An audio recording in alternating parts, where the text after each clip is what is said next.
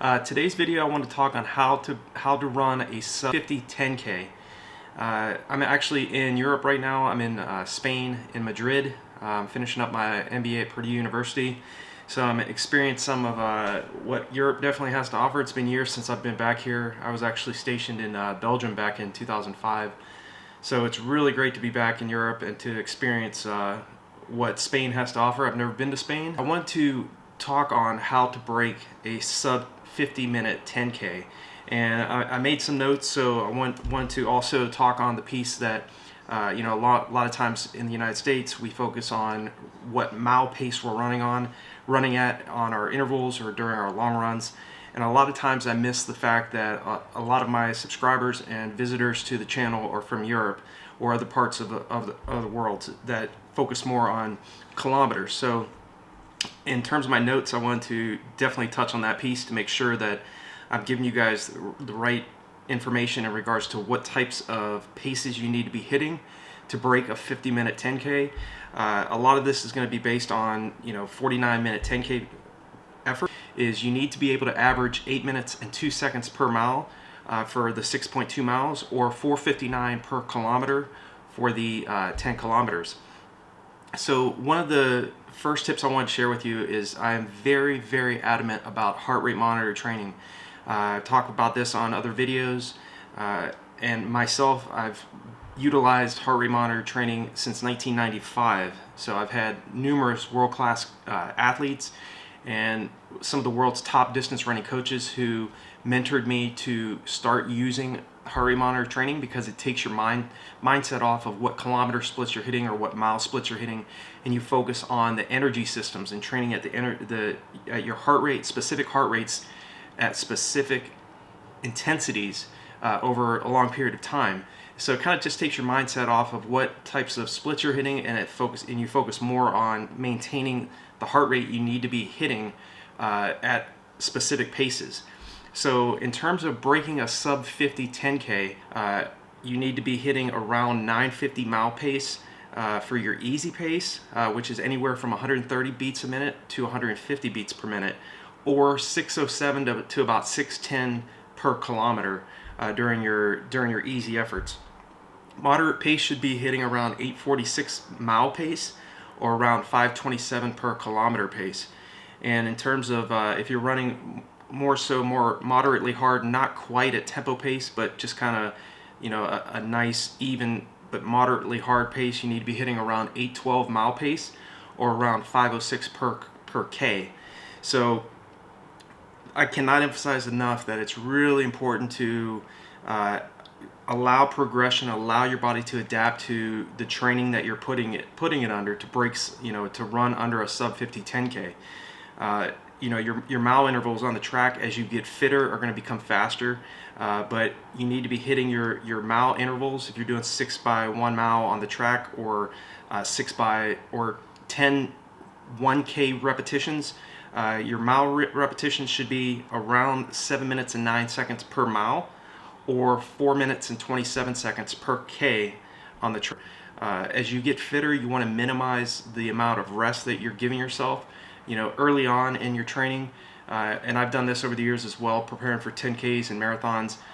You have to allow your body time to adapt to the physiological changes that come about through that hard anaerobic training that we do on the track or on the roads. None of it happens overnight, so you really have to be patient with yourself. And as you get fitter, your paces should get faster, and your rest between those repetitions should be lowered, because again, there's no rest in the 10K. So you want to be able to make sure that you're able to recover from the workouts you're doing, and to be able to make sure you finish those workouts early on as your fitness grows. So hopefully that makes sense. As far as the sub 50 10K, that's equivalent to a 3:49 marathon, a 1:50 half marathon, 24:07 for 5K, and it's also equivalent to a 7:08 miles. So it kind of gives you an estimate of what, if you can run under a sub 50 10K, what you could also run in the other distances. I have 10K training programs on RunDreamAchieve.com. I will leave links below to the sub 50 10K training program that I have on the website. I'll also leave a link here in the video itself that you can type in your browser and then find out more information about the training programs and running courses that I have on RunDreamAchieve.com. If you're brand new to the channel, please subscribe, give me a like, hit the bell icon so when I make these new videos, YouTube will send you a notification of when a new video is created. So definitely welcome you to the channel. My name is Nate Pennington. I'm the founder of RunDreamAchieve.com. I've run a 2:19 marathon. As far as the 10K, I've run 31 minutes and 9 seconds, so it just kind of gives you an idea of where I've run for the distance. So I know what it takes to get under 50 minutes. I know if you train properly, you allow yourself time to recover between these your hard workouts, you're really going to get under this barrier. Sub 50 minutes can be done. It is very competitive, but you can definitely do it if you stay patient with yourself and allow your body time to adapt to the hard anaerobic work that you're doing. Again, in terms of heart rate monitor training, again, easy pace should be between 130 to 150 beats per minute.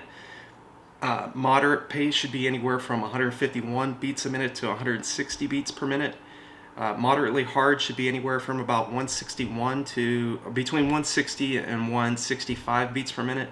And then once you start getting into like interval work on the roads, you want to run anywhere from about 165 beats a minute to 174 beats per minute. That's right around your anaerobic threshold. So I'll leave a link here in this video up above in regards to a video that I made on VO2 max training that I think will be very helpful for you to better understand what that is. In terms of your intervals, if you're on the track, again, you want to be able to get to a point where you're able to run under 50 minutes for 10 kilometers. You need to be able to hit those repeat miles when you're really fit in around about 705 to 709 per mile, or anywhere from about 425 to 427 per kilometer. So those are the types of workouts I would really recommend in terms of the effort. Anything when you're on the track, I recommend one VO2 max workout per week. And a VO2 max is your maximum oxygen uptake. It's like when you go out and you do sprints, where you're on the track and you're doing those hard repeat 400 meters or repeat kilometers on the track. You're running at a heart rate of above 175 beats a minute. So you're running so fast that your body cannot clear lactic acid faster than it's building up. But you want to train at that type of intensity because it's going to make your race pace feel so much easier. And again, I continue to stress this because it's so critical. To run under sub 50 minutes for 10 kilometers, you have to make 8 minutes and 2 seconds per mile or 4 minutes and 59 seconds per kilometer feel easy. You don't want to make that 802 mile pace or 459 kilometer pace just feel like you're sprinting. So that type of training where you're running at your VO2 max, you're running at 175 beats or higher, up closer to like 200 beats a minute, where you're running so fast you can only spend a few seconds to a few minutes running that at that pace.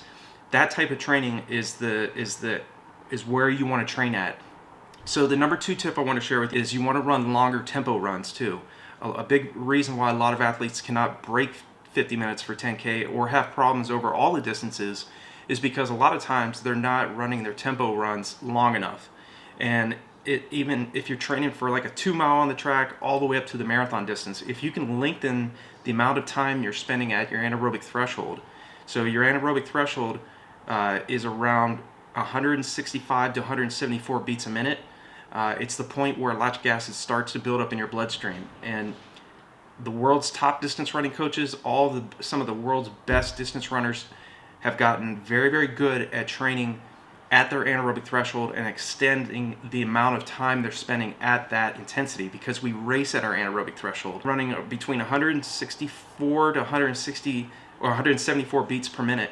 And if you can extend the amount of distance you're running at that pace, again, it's going to make your oxygen capacity that much stronger, your ability to clear lactic acid faster than it's building up even more efficient, and you'll be able to sustain pace longer where your competition may be slowing down in the race. So in terms of how I would set that up and how I've set up the sub 50 10K training programs on RunDreamAchieve.com, they're all 12-week training schedules. They come in PowerPoint presentations, and it's a scrolling effect that I've created on each week. It's set up in 12-week increments. So each week the training is set up for you where you can see exactly what you need to be doing each day of the week. Your first 3 weeks, I have it set up where you're running 3 miles at tempo pace. The next 3 weeks at 6 miles for tempo pace, and the next 3 weeks at 9 miles. So we want to get really efficient at spending longer amounts of time training at our anaerobic threshold. The number 3 tip I want to share is a 10-day taper. A lot of athletes start to drop their intensity and drop their mileage 3 weeks out leading into their goal race. And a lot of times it leaves athletes feeling lethargic and tired and fatigued when they think, man, I should be feeling phenomenal. I started dropping my mileage, but I really I'm really feeling kind of fatigued and I don't feel very good leading in my race. Try a 10-day taper. All my training programs, even my running courses that I have on RunDreamAchieve.com, I emphasize a 10-day taper. And I use this to run 2:19 for the marathon, 1:07:06 for the half, and 31:09 for the 10K. Roughly around 50% of my volume and my intensity 10 days out from the major race. And I guarantee you will feel a lot stronger, a lot more prepared, because you didn't start to drop your volume 21 days out. So some of the workouts I would recommend, and I definitely cover in the training programs and in my courses I focus on, is 6 times 1 mile on the track or 10 kilometers on the track. And this can be done either on the track or on the roads. But as you get fit, you want to get to a point where you're running anywhere from 7:05 to 7:09 per mile for those 6 1-mile repetitions, or 4 minutes and 25 to 4 minutes and 27 seconds per kilometer for those 10 kilometers or 10Ks on the track. And again, early on in your fitness, you want to give yourself more rest. So how I have my training program set up is, if you're doing repeat 1 miles on the track, I would give you around 4 minutes recovery. Or if you're doing the 10 times 1K repetitions on the track, I would give you about similar rest, between 3.5 to 4 minutes rest per repetition. And then as you get fitter, we focus on sustaining that pace, but dropping the rest recoveries between each one. So as you get really fit, you're going to be doing the same pace, but you're going to give yourself 2 minutes recovery between each repetition. Again, you want to get really efficient at being able to clear that lactic acid faster than it's building up. That's why all the best distance runners, middle distance to long distance runners, make it look easy, because they train so much faster than race pace, and they've gotten to a point where they can do those repetitions on the track or on the roads, whether they're doing repeat 2Ks on the roads, repeat 2 miles, repeat 5Ks on the road. They've gotten to a point where they've train their bodies to handle those high levels of lactic acid. And again, that's what you want to get. You want to become really efficient. You want to improve your lactate tolerance. So other examples of workouts that I would recommend is, repeat 2 miles on the track or on the roads at around 14 minutes and 20 seconds per repetition. If you're doing it on the track or you're doing it on the roads, early on, I would recommend between 6 and 7 minutes recovery between each 2-mile rep. Or if you're in Europe or somewhere else in the world, doing 5 by 2K on the road or on the track. Or again, if you're on the track, you want to do around 5 laps. You want to do those repetitions anywhere from 8 minutes and 50 seconds to 8 minutes and 54 seconds per 2K. So, and again, early on as you're training, as you're getting fitter, you want to give yourself a little bit more rest, because it does take time. It takes about 21 days to adapt to any stress load that you're placing on the body. And then as you get fitter, you want to slightly drop or increase your intensity, but lower your recovery periods. So again, we want to become very efficient at running very fast and minimize the recovery, the rest, because there's no rest in the race. So you have to get efficient at running fast over long periods of time. In terms of the hard interval, the faster type of workouts, like the VO2 max workouts that we talk about, again, VO2 max is training so fast that your body can't clear that lactic acid, so you can really only spend anywhere from a few seconds to a few minutes. If you're doing, examples of VO2 max workouts are 10 to 15 100-meter sprints when you're running all out, and you're either jogging back or you're walking back to 100 meters to do your next rep. Real hard workouts where you can't spend that much time training that fast. But again, examples of that in terms of the workouts and the training schedules that I've created are doing like 8 400 meters on the track, around 1 minute and 50 seconds per 400 meters with about 2 minutes rest, followed by, and you do that for 3 weeks. In the next 3 weeks, you want to do the same workout, 8 400 meters at 1 minute and 48 seconds with 90 seconds rest. And you do that for 3 weeks. The next 3 weeks, you would do 12 400 meter repetitions at 1 minute and 42 to 1 minute and 45 seconds with a 60-second rest. And then, like I said, in that last 10 days, we start dropping significantly your volume and your intensity. That way you go into the race, into your 10K feeling refreshed, feeling strong, and highly prepared to break sub 50 minutes for the 10K. Other examples of workouts that I focus on in the training programs and in my running courses as well is doing like 10 kilometers on the road, 5K hard, followed by 5 kilometers easy. Your 1K hard, your hard effort should be at around 5 minutes and 6 seconds per K, and then your easy recovery between 1K recovery should be at 6 minutes and 7 seconds per K. 1K on, 1K off. The next 3 weeks, we focus on you doing 20K on the road at 4 minutes and 42 seconds per K, followed by 6 minutes and 5 seconds to 6:07 per K for your easier recovery K. So again, this time we've doubled the distance and you're doing 20K. The next 3 weeks, it's going to be a little bit harder. It's the same distance, but we're doing 4:27 per K for your hard K, followed by 5 minutes and 27 seconds for your easier K. So again, it's sort of like a fartlek workout, but it's much longer, and it's going to make running 10 kilometers. You're running basically double the distance for these types of workouts. So again, we really want to focus on doing one VO2 max workout per week, and you want to do one long run per week, and that's what I'm going to close with, is you want to do longer, faster paced long runs. I'm a big believer in this. It helped me drop my half marathon down from 1 hour and 10 minutes to almost breaking at 1 hour and 7 minutes for the distance. It also helped me improve my marathon down from 2 hours and 43 minutes and 36 seconds to 2 hours and 19 minutes and 35 seconds for the marathon distance.